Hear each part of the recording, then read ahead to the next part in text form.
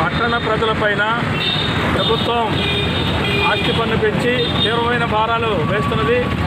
దీనికి సంబంధించిన GO number 16, 196, 197, 198 జీవోల్ని తక్షణమే రద్దు చేయాలని చెప్పేసి వీళ్ళ రాష్ట్ర వ్యాప్తంగా అన్ని మున్సిపల్ కేంద్రాల్లో సిపిఎం పార్టీ ఆధ్వర్యాన నిరసన కార్యక్రమాలు జరుగుతున్నాయి.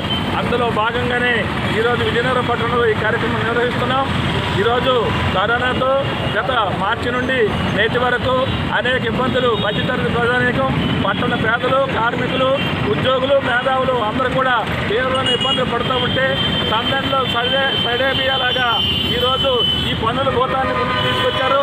ఈరోజు కేంద్ర ప్రభుత్వం ఏదైతే అనుసరిస్తుందో ప్రజా వ్యతిరేక విధానాలు, బీజేపీ విధానాలు, అది చెప్పినట్టు తూచా తప్పకుండా ఇక్కడ ఈ పన్నుల భారం వేసి ప్రజలు గోల్డ్ ఓడగొట్టి వెన్ను విరిచి ఈరోజు ఈ పన్నుల భారం వేస్తామన్నారు.